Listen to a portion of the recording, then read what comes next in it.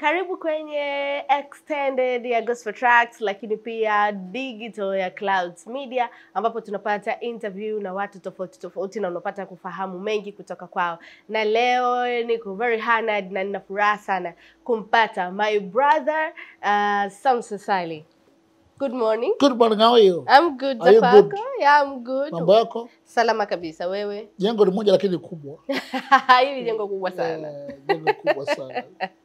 Sawa, speaking of jengo ni kubwa, kwanza umeshawahi kujiuliza kwamba kwenye baraza hizi za jengo la Clouds watu wanaongeaje kuhusu Samson Sali? Yes. Kuna wakati nilikuwa impressed na kuna wakati sikuwa impressed. Okay, ulichokisikia kikakufanya ukawa impressed ilikuwa nini? Natoa mfano wa kwenye Biblia funakuja.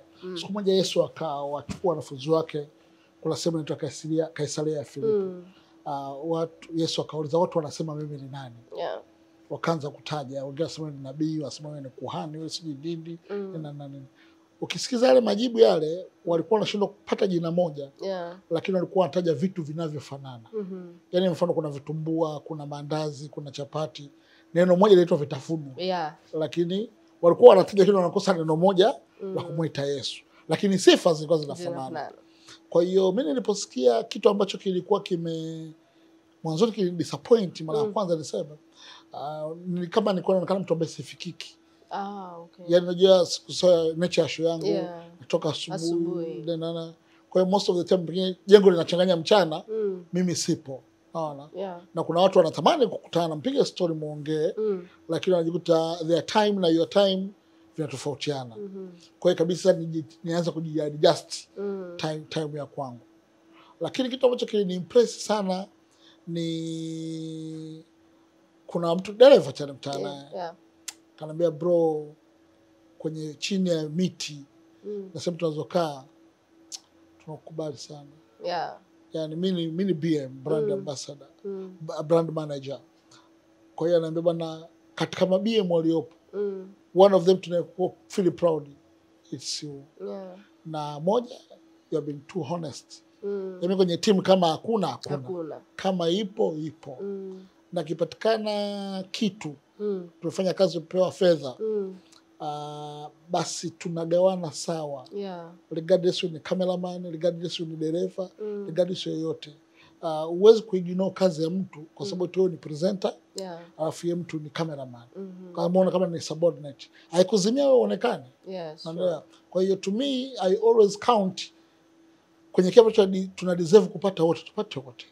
Na kile ambacho ni stake yangu tupata stake yangu. Kwa hiyo being honest, being fair, lakini taking responsibilities. Huyo mtu aliongelea mpaka anasema huyu mtu afanye kazi na mimi direct. Lakini it seems kuna mahali watu wanakaa wanaongea. Basi na sikumuuliza watu wanasema mimi ni nani. Ila tulipokuwa tumekaa nikaongea naye. Kwa hiyo unapata hiyo feedback unagundua kwamba pengine sio yeye peke yake. Kuna watu wengine hivyo na hivyo na hivyo. Kwa hiyo mimi lakini kitendo cha kuchukia kwamba watu wote ni sawa. Mimi nadhani pia ilinipa sababu ya kuendelea kutunza hiyo barua inayosomwa na watu wote. Hiyo ni kweli na wengi hiyo ndio moja ya sifa kubwa wanayoongeaga. Kuhusu wewe. Na ulisikia? Mimi na ninayo nyingine ambayo ninataka nikupe sasa hivi. Hiyo ni sifa ya kwanza ambayo watu wengi huwa wanaongea na hata ikitokeaga kuna kazi nini ukinicheki watu wananiambia leo ni BM bwana anasimamia. Kwa hiyo akiwa BM mambo fresh, mambo ni sawa sana. Lakini sifa nyingine kubwa ambayo watu wanaongea na bahati mbaya wanaweza wasiwa watu wa humu ndani sana, lakini madereva hawa especially hawa madereva tunaposafiri nao. Moja ya sifa kubwa ambayo wanaisemaga nyingine ni kwamba kati ya mtu ukisafiri naye huwezi kuona ameita mwanamke yoyote popote au ana mambo mengi ametoka sijui akaenda wapi akafanya nini ni Samson Sali. Sifa na utukufu. So ndio maana siku moja nilipata wasawa kukuuliza kwa sababu hizi ni story ambazo huwa tunazizungumza tunapokuwa safarini, safari ndefu watu wanaongea fulani bwana anafanyaga hivi, fulani anafanyaga hivi. Ila ikishafika sasa wewe hiyo ndio sifa kubwa ambayo wanaiongeaga. Na wakati tunaongea hizo kuna perception ambayo wengine wanakuwa nayo pale kwamba mwanaume hawezi kuwa kuwa na mwanamke mmoja kwa muda mrefu na vitu kama hivyo. Na mwingine mfanyakazi mwenzetu mmoja aliwahi kusema, akasema kati ya kitu kizuri ni kuchiti kwenye ndoa, kwa sababu ukirudi nyumbani unaishi kama mdaiwa mwenye deni. Kwa hiyo unamtendea wema tu mke wako kwa sababu unajua nimeharibu, asije akajua au akashtukia. Na ndio maana one day nilipata wasaa tukazungumza na nikakuuliza kuhusiana na mtu kuwa mwaminifu kwenye masuala ya ndoa. Hebu tuambie, cha kwanza, wewe umewezaje kuwa mwaminifu mpaka CV yako huku inasoma hivyo clean? Nataka kurudi kwenye neno afu nije kuelezea. Moja, mtu akiwa ndani ya Kristo amekuwa kiumbe kipya. Ya kale yote yamepita, tazama amekuwa mapya. Sasa kuweza kwa nguvu zetu hatuwezi, ila Mungu anatuwezesha. Lakini katika vitu ambavyo nadhani dunia inatakiwa ielewe kwamba kunao huo uwezekano wa watu waaminifu kuwepo duniani. Regardless watu watakuwa wanakujaje namna gani, lakini kuwa na watu wenye kuamua kuwa waaminifu duniani au watu wapo. Na Yesu akamuuliza mtu mmoja siku moja, inakusaidia nini kupata ulimwengu wa watu wote, kupata kitu cha duniani, afikisha ukapata hasara ya nafsi yako mwenyewe? Raha ya kuchiti, watu wanaosema when tutasema when kila kitu kiko sawa, settle is very bas. Favi pata picha the way wanavyonichukulia mimi, na nikasema nifanye kama watu wengine wanavyofanya. Ukamchukua mtu pengine ni mke wa mtu, kama yeye ni mke wa mtu, afu tukaingia room, alafu tu mambo ya Mungu yalivyokuwa mengi, mimi nikafa au wewe ukafa, tuko room, alafu nakutana na mumeo. Most of the time ndio utakutana na mumeo, kufanya na mke wangu.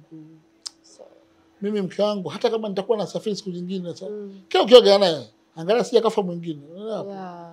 Unaona deni hilo kama kitu kiko sawa, lakini hujawahi kuwaza deni la pili utakalokuwa nalo la kutaka kudaiwa uaminifu kila mahala. Unaenda kwenye vyombo vya polisi, unasimama, wakati mmeingia chumbani alizimia, alidondoka, unatoa maelezo, unapelekwa mahakamani. Yaani kuna vitu vingi sana vitaendelea baada ya hapo. Kuna mtu mmoja, mdada mmoja alikuwa yuko na marafiki zake hostel. Wakawa wanamcheka yule dada kwa sababu dada alikuwa bado ni bikira, hajakutana na mwanaume. Wenzake wakawa wanamcheka. Na ilifika mahali pressure ilikuwa kubwa sana, akadhani anapaswa kuwa kama wale. Kwa katika ile attention akaenda kutafuta ushauri kwa kaka mmoja hivi, rafiki yangu. Kwa neema tu ya Mungu hekima ikamjia, akamwambia inaweza kuchukua dakika chache sana wewe kuwa kama wao.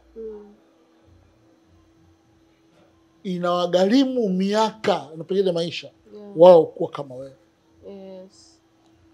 Kwa hiyo wakati mwingine thamani ya kitu ulichokuwa nacho huwezi kujua thamani yake mpaka umekipoteza. Watu wanaenda kwa wanawake, wanaenda sio na nini, wanafly ile mentally. Tukipewa padium, nikachukua chumba na umechukua chumba, tumeenda kula, umeenda kula, ukiingiza mwanamke unaanza kumgalimia ale anywe na kumlipa shukrani. Unaelewa hapo? Mara zote ukiendelea na mtindo maisha haya, hatua zako zitakuwa ni chache sana. Kwa sababu pia unasahau kuna watu wanaoangalia urahisi wa kuwa kama kila mtu mwingine. Lakini kuna gharama kujisacrifice kuwa kama Favi. Kwa hiyo tunapozungumza watu wazuri ingawa wabaya wapo, basi tukuamini kwenye vitu vyetu kwamba kuna watu wengine wazuri wapo. Mungu ananisaidia, lakini personal commitment ambayo naiweka kwamba bwana mimi itanisaidia nini? Okay, mimi nilitokea bara na hili limetokea. Kwa kuna vitu vingi sana vinavyotokea. Lakini anguko la mwenye haki ni kubwa sana. Kuna mtu hapa ikitokea misala hii haimsumbui. Lakini mimi nawaza hapa, nimempa mtoto wa watu mimba Shinyanga. Unakaa tena huku unajigawa. Kitu ambacho unaweza starehe ya dakika chache inakugharimu miaka mingi tena baadaye. Unapata sababu kueleza watu wako, kuna kaka yenu mwingine vipi? Unashindwa kueleza vizuri. Mungu anapokupa nafasi ya kuwa mwaminifu kwa mwaminifu. Na anapokuwa mtu mwaminifu kwa madogo, mengine makubwa Mungu anakusaidia. Kwa hiyo ni discipline, ni Mungu mwenyewe na ni kuamua. Okay. Turudi kwanza kwenye hizi stories za watu ambazo bado naendelea kuzisikia kuhusu wewe kabla hatujaingia kwenye vitu vingine. Mimi nilianza kufanya kazi mkoani Moshi, Kilimanjaro. Na tulipokuwa kule, unajua story nyingi, kila kitu kinachotokea, wasanii wakubwa and everything ni Dar es Salaam. Kwa hiyo unakaa kule unasikia Dar es Salaam kuna hichi, Dar es Salaam kuna huyu, Dar es Salaam kuna fulani. Kwa hiyo kwenye ile kusikia kuna huyu, kuna huyu, nikawa ninafahamu pia kwamba kuna Samsa Sali. Lakini maneno ambayo nilikuwa nayasikia hayakuwa mazuri kama mtu niliyekuja kukutana naye. Niliwahi kusikia kwamba ukifanya kazi na kuna mtu anaitwa Samsa Sali, kuna Jimmy, bwana wa watu, yani wanaweza ukafanya eventi wakachukua hela zako, wasikupe, yani vitu kama hivyo, yani kwamba wanaweza wakakudhulumu, it's a very normal thing. Ukienda kwao wanaweza sikupe interview na vitu kama hivyo. Ambapo nilipofika Dar es Salaam, kitu ambacho nilikuwa nakisikia na nakuta ni vitu tofauti. Wewe hizi ulishawahi kusikia watu wakisema labda mnawabania na vitu kama hivyo? Sio tu kusikia, kuna mtu alishaniambia. Yako mtu ashindwa kuvumilia kukaa nalo, akaja kuniambia. Na ni kweli nilisikia. Na si mara moja, sio mara mbili, na kuna wakati nilikuwa ninajihoji. Inawezekana kuna kitu nimewahi kukifanya, au kuna kitu nimewahi kumfanyia mtu kikatengeneza au akatafasiri kwa namna tofauti. Sikuchukulia tu watu wanaongeaga tu maneno, lakini mtu hawezi kuzishia kitu from nowhere. Yaani kuna vitu either una assimilate navyo au kuna vitu amekuona navyo, na kuna wakati unatakiwa pia ujihoji. So kuna maneno mengine yanakuja kwako kama vile ni reflection ya wewe pia ulivyo. Lakini Favi, kama ulivyosema, kuna wakati Favi wewe niko nakuaga unaringa, unaelewa? Sister fulani nikajipata hivi kwa vizuri na nini. Lakini sivyo. Yaani kuna mtu kishakaa naye unagundua huyu mtu sivyo alivyo. Na kuna mara nyingi sana tumekosa baraka zetu watu, tumekosa fursa zetu kwa watu kwa sababu ya maneno tuliyasikia kwa watu kuhusiana na wale watu. Unaelewa hapo? Unatengeneza distance kwa kile kitu ambacho ulikisikia. Inawezekana haukupata nafasi ya pili kusikia hiyo story ya huyo mtu. Inawezekana huyu mtu hakulipwa kwa sababu kuna jambo lilitokea, au kuna namna ilitokea, labda tukulipana. Lakini mwisho wa siku kuna watu wengi waliofanya nao kazi walienjoy. Unaelewa hapo? Na kuna watu walifurahia kazi yako. Lakini kuna vitu ambavyo vikitokea, najua sio tabia yako. Unaelewa hapo? Kama umefanya is either ulikasirika, au ulikuwa na hasira, mtu alikuudhi, ulikuwa unajidefend, yaani kwa vitu vya namna hiyo. Lakini najua sasa Favi hawezi kupigana na mtu. Like kama imetokea amempiga fulani, basi kuna mtu alimchokonoa mahali. Kwa hiyo siwezi kuchukua maneno kwa kudefine wewe ulivyo. Lakini nikwambie ukweli, watu wengi ambao tulioongea vibaya au tuliowasikia ubaya wao, tulipowasogelea hawakuwa walivyokuwa wanafanana mara nyingi sana. Juzi nilikuwa na mtu mahala. Tumeongea, tukacheka, tukafurahi, yeye kuja na rafiki yake mbele rafiki yangu. Baadaye akamwambia, unajua yani mimi siku zote kwa jua wewe ni mkali. Yaani mtu mmoja hivi mwenye sura ukauzu nini. Kumbe you're this funny. Unaelewa? I wish. Nikabawa alikwambia ni mkali, ndio kuna mtu leo kuniambia yule ana mchezo acheki na wote. Kumbe ni mtu ambaye yeye mtu anakuja kuregret baadaye kwamba kwa yamkini ningemuulizaga zamani, ningemwambia mapema, ingekuwa hivi. Kwa sababu kuna watu tuliowasikia walitukosesha. Kwa hiyo maneno mabaya hata utende wema namna gani, maneno mabaya huwa kwanza yapo. Yaani anakuja, inawezekana kwa wema wako ule ule kuna mtu akakuchukia. Yesu mwenyewe alinena maneno mabaya, na kuna wakati walimfikiria vibaya, hata kama sio yeye mwenyewe kuwa mbaya. Na ilipotokea Yesu aenda kusulubiwa, aliongea maneno mengi sana ya uongo kuhusiana na yeye. Pengine mpaka Yesu mwenyewe alikuwa akisikia hata hili. Lakini kuna nyakati zikifika, muda ni hakimu mzuri sana kwenye maisha yetu. Ukisikia baya lolote la mtu, jipe muda na yule mtu. Pengine kaa naye, msikilize, muelewe. Utakuja kugundua pengine either kulikuwa kuna shida ya muda na yule mtu, au kulikuwa kuna sintofahamu ya wale watu. Kwa hiyo huwa inatokeaga. Hii kuhusu kubania interview na nini huwa inatokeaga sana. Kwa sababu kuna nyakati kwenye kuseti standards huwezi kuwa na kila mtu. Yesu alikuwa na nyomi la watu. Alikuwa na wanafunzi 12 tu. Ndio alikuwa anakaa nao saa zote katika wale mitume alikuwa nao kwenye shughuli. Ila akienda kuomba, enda Petro, Yohana na Yakobo, ambebi Yuda, ambebi Andrea, ambebi yote. Sasa huwezi kusema Yesu ana upendeleo sana.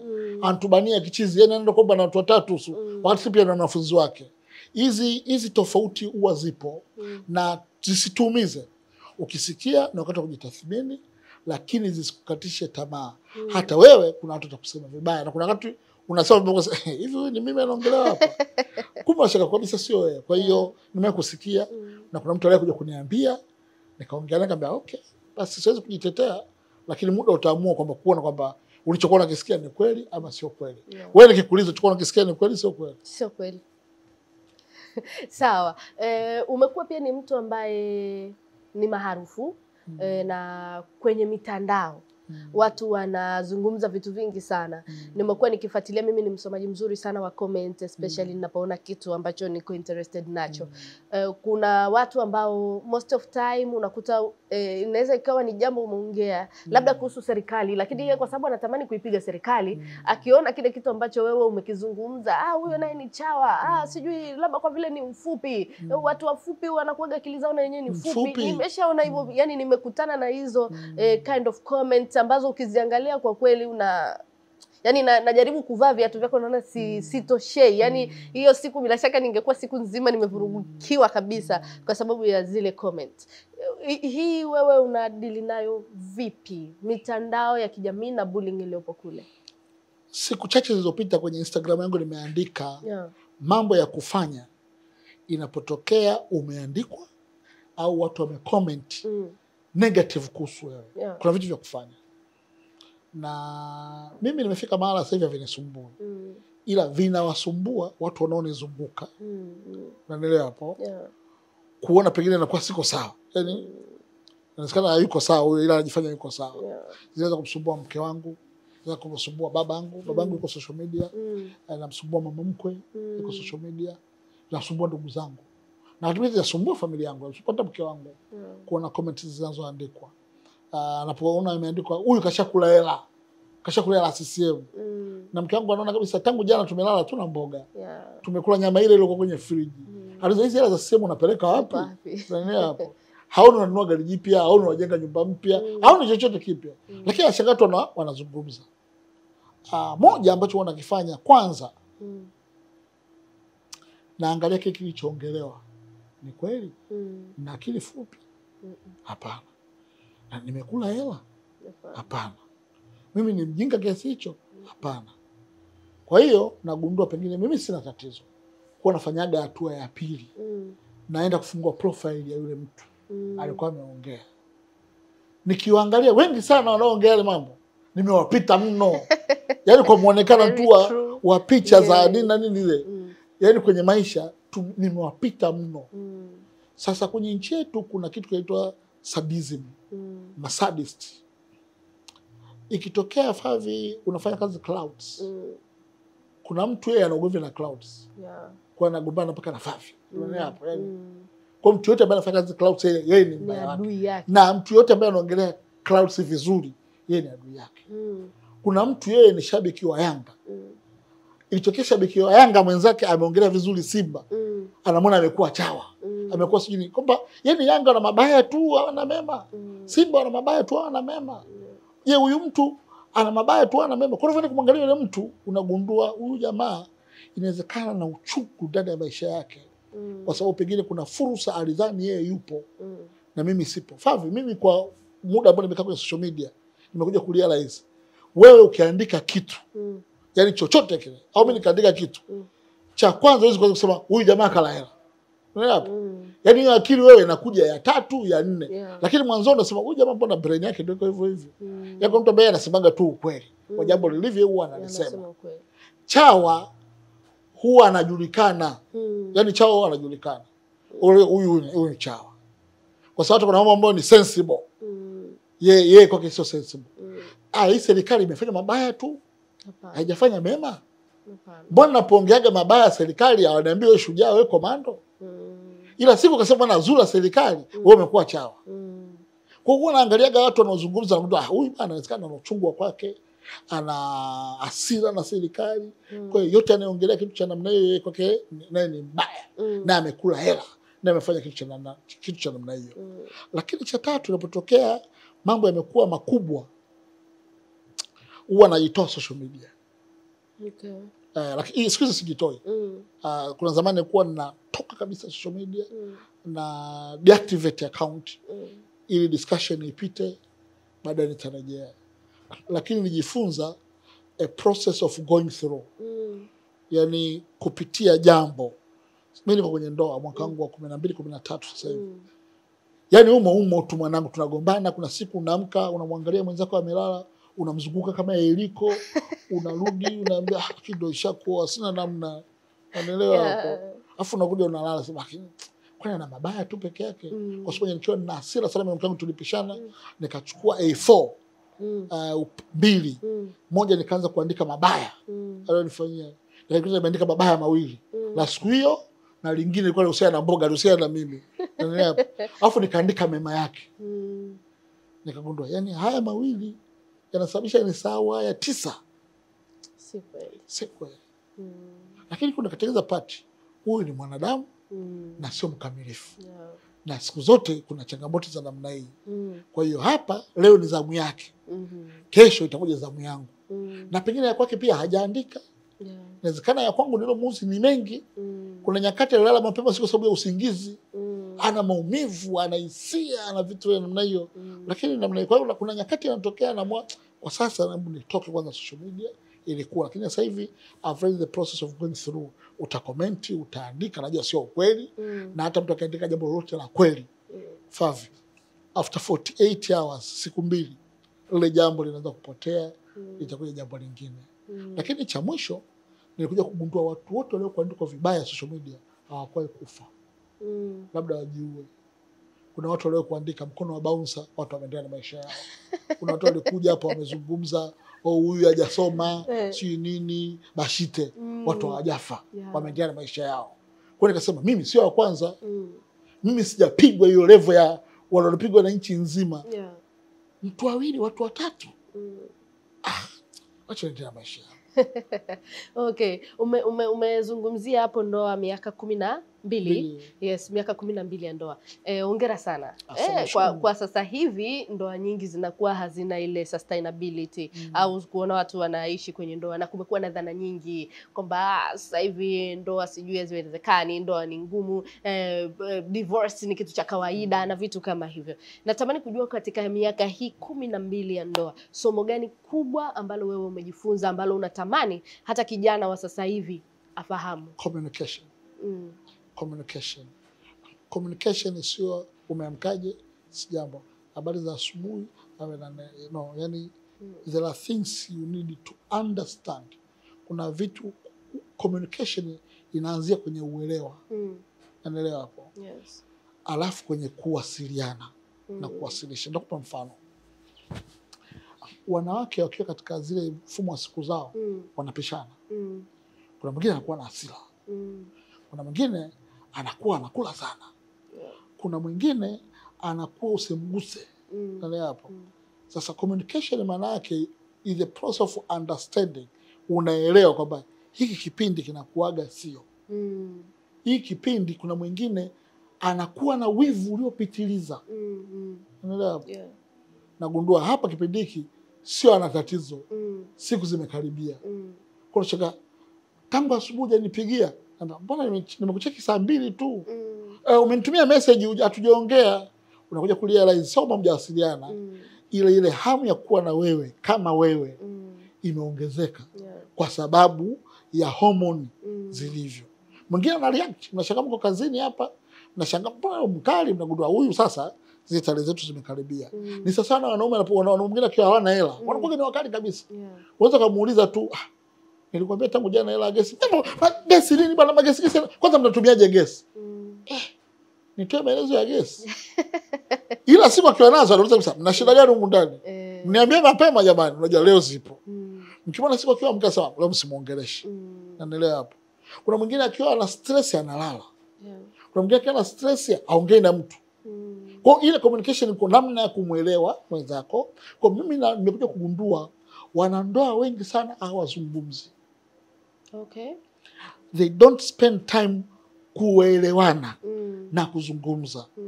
Wako tayari kuongea ukweli na mtu mwingine, counselor, mchungaji, kuliko wao kuzungumza. Unanielewa hapo? Okay. Mwisho wa siku unajikuta unabeba vitu vingi. Sasa mwisho wa siku lazima ninyi mtengeneze mazingira ya urafiki.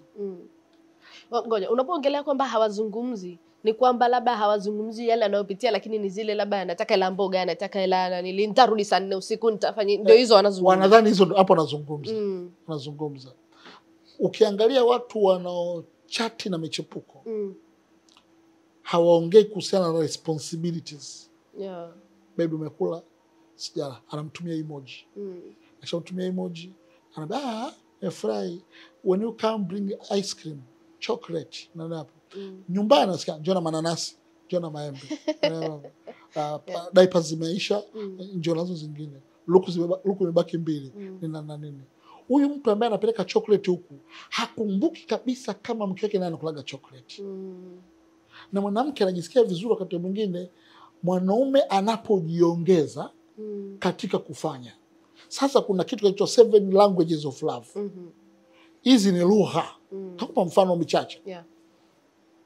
Kuna mwanamke ambaye anapenda, mimi nilikuja kugundua baadaye mke wangu, kwake language of love is spending time together. Na sio uwepo hapa, yani yeye yuko hapa, afu niko busy na simu. Sasa mimi natamani kuwa na muda na sasa, mbona nipo, yani mbona mimi nipo, lakini akishangaa unaangalia movie, uko busy na simu, unafanya kazi. Sisi tunadhani kuwa present, lakini presence haipo. Okay. Ndio hapo. Lakini kuwa pale, hata bado mlale, mwegemeane, mpige story, muongee. Unaelewa hapo. Sasa ile spending time mimi sikuwa najuaga. Siku moja wife ilikuwa ni birthday yake. Akaniambia kama nataka zawadi gani? Akaniambia nataka tu leo tukae tuwe pamoja. Nipo hapa. Nipo hapa. Yeah. No, tukaenda mahali, tukaenda hoteli, wala kula chakula cha gharama wala vile. Lakini tulikaa pamoja, tukaongea hivyo. Baadaye tuko njiani akaniambia, baby, this present hujawahi kunipa tangu tumeoana. Tuko mwaka wa 9 sasa. Kama present gani? I've spent time together on my day. Na sikio kweli sikwenda kokote, yani kwa tuko pale, niko na time na yeye. Wakati Dr. Chris Monk anafundisha kuhusiana na 7 language of love, ndio nikaja kujifunza. Chris alisema mimi kuna kipindi kabla Chris niongelee hapo. Kuna kipindi nilikuwa naendaga sokoni na mke wangu. Naenda na gari tuenda kuchagua ile nyanya. Yani ile pale ndo love yani ile ndo love. Nachagua nyanya, mnakwenda mnaweka kwenye mmebeba kwenye ile basket, mmeshika pamoja hivyo. Yani kwa kile ndo love. Ukija sina ma chocolate yani hivyo ni ziada. Lakini spending time pamoja. Sasa kuna mwingine love language yake sio spending time. Yeye ni gift. Yeye zawadi. Ukimpelekea zawadi anasema ulivyokuwa Dubai ukaacha kuanza vitu vyote ukanikumbuka mimi ukaniletea ka perfume yani naona hicho kitu yani kwake kikubwa mno. Huyo atokae naye siku nzima yeye kwake haibustui hata watu nisema, lakini ukitoka kazini unamletea kakitu. Sasa hapa ni easy understanding kwamba huyu wa kwangu huyu kakitu kadogo kanampaga, ndio kwake definition of love. Kuna mwanaume mwingine anapenda ile respect, yani baba nikuletea chakula kwake ndo define kwamba ameheshimiwa. Mimi kama nifanya hivyo unajua maigizo na mimi acha ujinga wewe. Mambo mbeti piga magoti baba karibu chakula beba acha ujinga. Mimi pengine sio kwangu. Lakini kwangu mimi ambayo ina activity is a word of encouragement. Isikate bado naenda kuhudumu mahali kwenda kufundisha neno la Mungu. I was stressed kwa sababu audience ni kubwa na ni kubwa sana. Kwa nasoma Biblia, nakaa naomba na Mungu Mungu, na kama inakuja inakata inakuja na baby yani hapa kwa kweli Mungu aingilie kati. Akaambia njoo, akaomba. You know what, sir? I know you. You'll make it. Akaanza kunikumbusha ambavyo nimekuwa nikifanya mara nyingi. Audience za hatari. This one is only 40 minutes. You'll make it. Huwezi kuamini, ile ndio ilikuwa deliverance. I needed just that one. Sio pole. Ungekwenda bana, pole baby. Yaani pia isingenisaidia. I needed a word. Yaani kunaniambia wewe ni noma. Wewe mbona unaweza? Wewe bwana, yaani yule anasema anakuwa mrefu, yaani nampinga Alex Kusaga, yaani najiona kwamba niko juu sana. Lakini the last thing kwa maana kwamba I needed that thing to push. Kwa hiyo we need to spend time. Migogoro mingi mimi na Mungu amenisaidia kanisani kwetu pale ninafundisha premarital classes, yani madarasa kabla ya ndoa na postmarital, miaka 4 miaka 5 nafundisha. Watu wengi tunaokaa kuje kuzungumza ni migogoro ambayo inatatulika. Yaani wakiamua kuzungumza inatatulika. Na hakuna mgogoro mpya mimi nikutana nao. Yaani yote migogoro ni ile ile. Na kuna vitu ambavyo ili kutengeneza kuwa na amani ni bora usivijue kwenye haya maisha. Okay. Mfano. Mume wako ametoka kuchiti. Wewe unajua ametoka kazini. Kwa kuwa hujui, utamtengea maji kama ni ya kutenga, kama ni bafuni utampikia na sabuni, utamkaribisha na hug, you'll kiss, baby call me. Kwa sababu tu hujui. Ukijua vile vitu viguo vinakata kabisa. Ndio maana watu wengi sana umesikia kuna watu wamejiapiza, mimi sishiki simu ya mume wangu. Anaamini kwake kutokujua kutendea kuwa na amani sana kwake kuliko akijua. Unaelewa hapo? Sasa huwa naambiaga watu, unaweza kusababisha tukakuzika au tusikuzike. Siku utakapokufa afu simu yako umeiacha. Mke wako akaja kuona kwenye simu, tukazani mke analia kwa sababu umekufa.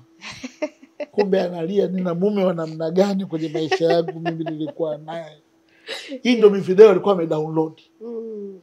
Hao ndio walikuwa na chat nao. Kwa unaweza kusababisha stress kubwa sana. Anaweza kachukia watoto, anaweza kachukia na wake ulioacha, sasa unaona pengine walichangia kwa vile. Kwa hiyo watu sana wanatamani wasijue vitu vingi ili waendelee kuwa na amani. Lakini wakati mwingine ni bora kaamua tu bwana, wewe ulivyo ni black and white, ulivyo ndio uko hivyo hivyo kaendelea na maisha yako.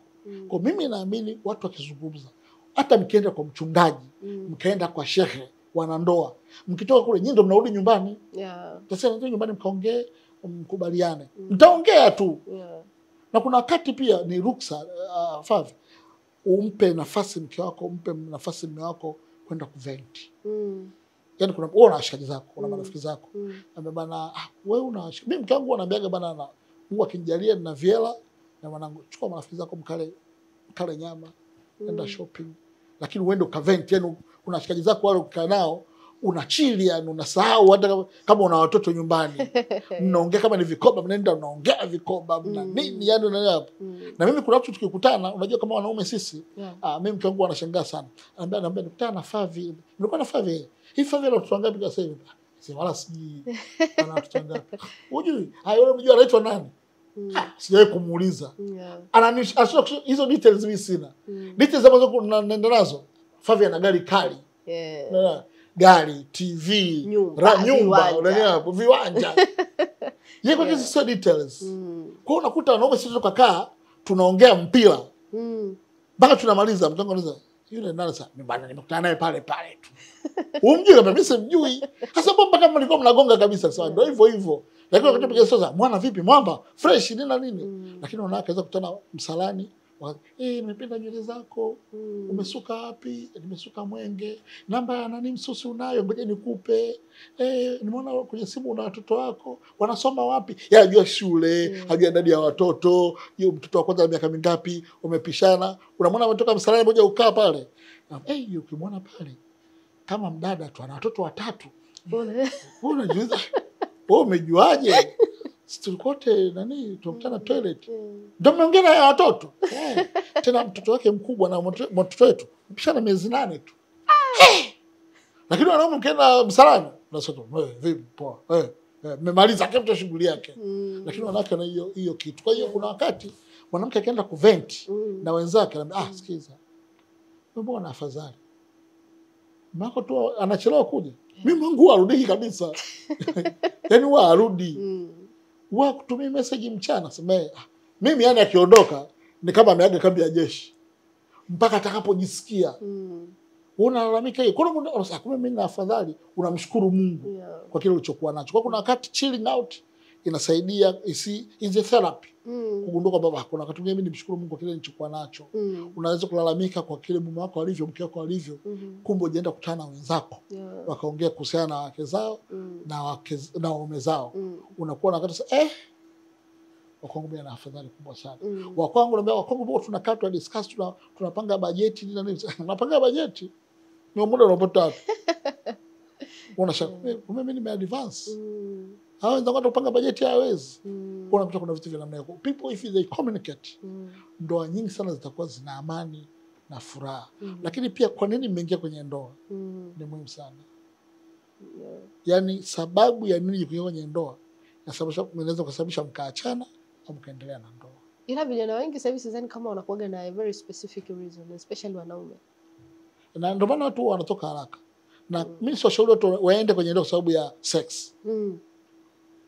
Baada ya siku 30, mwezi mmoja, unagundua uhitaji miguu ya bia. Unagundua kabisa ukutakaga maipsi. Yaani wewe ukienda kwenye ukipata ile suruali jinsi lilivyo lile, karibu siku 30 tu mimi nakupa. Baada hapo unagundua ulikuwa unahitaji brain ya kuwa nayo nyumbani. Ulikuwa unahitaji mke, sio mwanamke. Kwa hiyo unakuta mtu anasema bwana mimi nataka mwanamke mmoja hivi ana miguu yake fresh, miguu ya bia, nini na nini. Mimi nakwambia Fazi kuna wakati utapita, utarudi mkiwa ndani, utapita, utarudi mtu aoni miguu au ni chochote. Unaweza mtu na kwanza lina mabunye bunye, mafuta yamezidi, yani unaweza kuona unakereka. Unaelewa? Kuna wakati 6 packs za mwanaume wazionekane kwa sababu tu mwanamke yuko kwenye dilema ya vitu. Ana kikoba, ana nini, ana mtoto anamsumbua, kazini wamembana, anatakiwa asafiri kazini, lakini akitaka mweza mume wake. Mume wangu sasa hapo tunafanyaje bebe? Kazini wana demand hivi na ndio mimi kwa kweli mtamsikia hapo tunafanyaje yani. Au Favi una mtu mmoja ambaye ukikaa naye ukiongea naye anakupa sense kabisa. Sasa nilikuwa nadhani ila kikoba cheki na ule mdogo wako. Ongea naye yeye aende kwenye kikao cha kikoba. Alafu wewe kwa sababu kazini mkisafiri unapata hela. Nenda. Hiyo ukipata hapa itakusababisha wewe kukava kulipa deni la huku na huku. Sasa ndio ndio nilikuwa nawataka. So 6 packs. Kwa sababu tulikuwa tunaangalia morphology lakini kwenye marriage hatuhitaji morphology. Unahitaji mtu mwenye kukusaidia kuishi. Kwenye ndoa mnaishi. Kwa hiyo ukienda kwa ajili tu ya muonekano, mimi nakwambia mimi nipo. Sasa mimi nataka mwanamke mmoja hivi portable sijui nini anakunjika. Oa, mkaka atazaa. Huyu hapa kitu sanamu ya Michelini. Utafanya nini? Utaacha. Vijana hao hapo wanacheka, naona wanaelewa kabisa. Nawaambia wachague sasa. Kuoa kwa sababu kwa nini unaamua kwenda kuoa? It's very key. Okay, kwa sababu unafurahisha washikaji, unaoa piece moja na postika Instagram, time will come. Hata bibi yangu mimi nilikuwaga binti. Tutakuwa namwangalia mwenzake sasa. Mimi naangalia picha, mimi na mke wangu tukiwa tunatangaza uchumba. Koti nilovaa. Na mimi nilivyokuwa. Namuuliza leo hivi unikubali nini hasa? Kitu gani kilikuwa kinakusababisha unikubali? Lakini alikuwa anacheka. Akiangalia mke wangu alikuwa kimbao. Wewe maana kimbao. Lakini mchukua, yani kuna kitu nilikuwa nakiona kwake zaidi ya vile anavyoonekana. Na the moment we spend night time tunaongea, nigundua this is a kind of a wife mimi nahitaji kuwa naye. Mimi mke wangu alishobokea. Mke wangu wewe maarufu na uko Instagram, kazini kwako, wanakushangaa. Here you are a husband, you are a father. Kwa hiyo usimamie majukumu yako kama mume. Sio mtu maarufu. Ukija hapa kwa kuna day ambayo mimi nakuaga mpaka watoto. Kuna day mzendo day ya kupika. Lakini kila siku za Mungu kupika mimi wanachambuliaga ni kula makange na chips. Basi. Ugali wali na begi mtasahau. Kwa nitachoma nyama, tutapika makange, tutafurahi lakini they feel good watoto akiona pia I become a father. Wow. Na watoto wangu wanapata tabu sana kukutana na mtu anakusalimia, ambaye unamjua wewe, ambaye simjui, anaona kwenye TV. Sasa you have a lot of friends. Ambaye they just, lakini kuna wakati wa kuona wewe sio yule mtu anakuona kule nje. You are there as a father, as a husband, and sometimes as a pastor. Na mbega watoto wangu, I'll be praying, I'll be kneeling down before them. Wagundue the only place where I can kneel down and cry is before my God, my Jesus, not somewhere else. I'm building them to understand kwamba despite unaweza kuwa na watu wengi sana, there is a time you need God in your life. That time you become a pastor, that time you become a father, that time you become a husband. Okay. Wow, that's so good. Sawa. Najua vijana hapa watakuwa wanajifunza, hata vijana ambao wanashuti Chazi na mwenzake wanaendelea kujifunza.